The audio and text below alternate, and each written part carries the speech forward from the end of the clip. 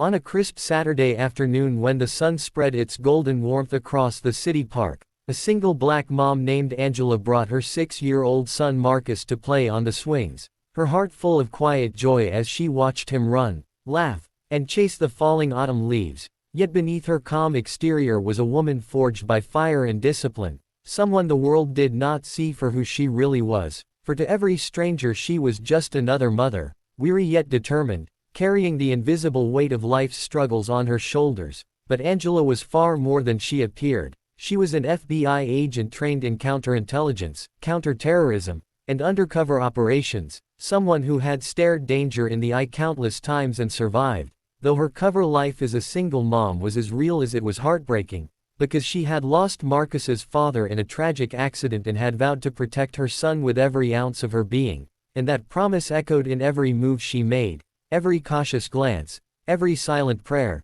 Yet none of the park goers, none of the watchful neighbors, and certainly not the 2 security volunteers who began whispering at the park's entrance knew the truth about her. And as Marcus's laughter echoed across the park, Angela's sharp eyes caught the subtle stares of those men who were supposed to be ordinary civilians watching over the safety of the playground but whose suspicious expressions betrayed their prejudices. And slowly the peaceful outing began to unravel into an uncomfortable spectacle, because one whispered to the other while gesturing toward Angela and Marcus, their lips curling with doubt, and within minutes they approached a nearby police officer on duty, pointing in her direction, speaking in hushed but insistent tones, the word, suspicious, slipping from their mouths as if it were a curse meant to tarnish her innocence. And soon that officer, a tall man with a hand resting too casually near his holstered weapon, began walking toward Angela with a rehearsed sense of authority, his eyes fixed, his mind already weaving a narrative in which a black woman alone at the park could not simply be a mother but must be watched,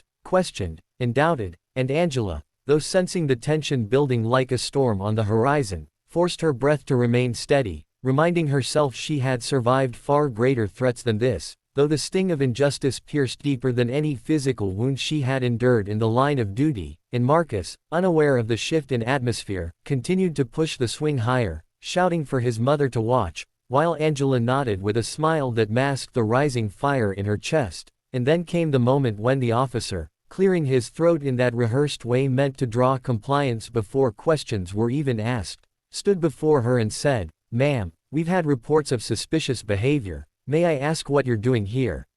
As if her very presence in the park with her son was evidence of wrongdoing, and for a heartbeat Angela considered responding as any civilian mother might, outraged, defensive, fearful. But then she remembered who she was and what she represented, not only to herself and Marcus but to every black woman who had ever been misjudged, underestimated, or targeted simply for existing. So she inhaled deeply and calmly said, "I'm here with my son, enjoying the park, just like everyone else." But her words seemed not to soothe the officer's suspicion, for his gaze hardened as though searching for a hidden truth. And behind him the volunteers lingered, whispering, some parents glancing over, curiosity mixing with judgment as eyes bore into her like daggers, and Angela could feel the weight of centuries pressing upon her, the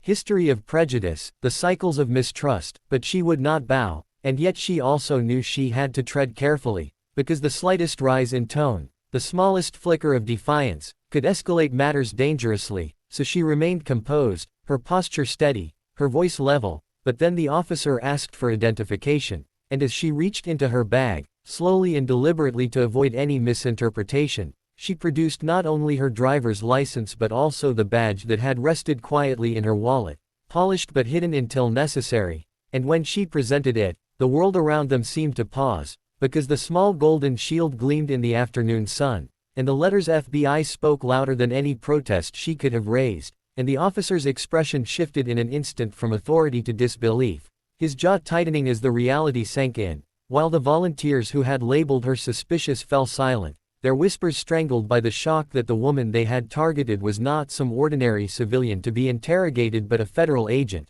a guardian of national security, someone trained to read faces, dismantle lies, and expose corruption. And Angela let the silence linger, let the weight of the revelation sink into their consciences, before she finally spoke, her tone carrying both the calm of restraint and the edge of righteous fury. "Do you want to explain to my son why his mother was treated like a criminal for sitting in the park, or should I?"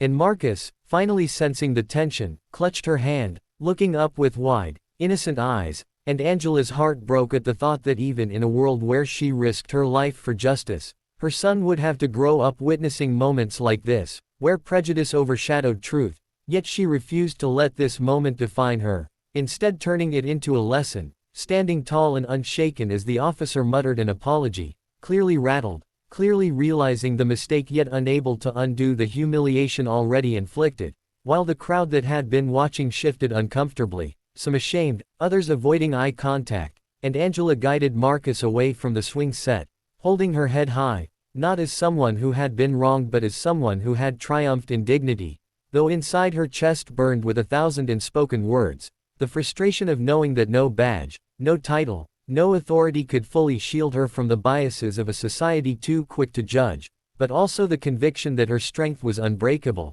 her identity undeniable, her love for her son indestructible, and as they left the park, the whispers faded, replaced by silence heavy with regret, and though Angela would never seek to humiliate those who had targeted her, she carried with her the knowledge that sometimes the most powerful victories are not in arrests made or cases closed but in standing firm, exposing truth, and reminding the world that beneath the quiet grace of a single black mom at the park may reside the courage, brilliance, and authority of an FBI agent who will never be silenced, never be diminished, and never be invisible. And so that day, which began with the laughter of a child and the peace of a mother, ended as a testament to resilience, a living story of prejudice confronted and dignity reclaimed, a reminder that every ordinary scene hides extraordinary truths, and that the world would do well to never again mistake her presence for suspicion, but rather for strength, for justice, and for power that no ignorance can erase.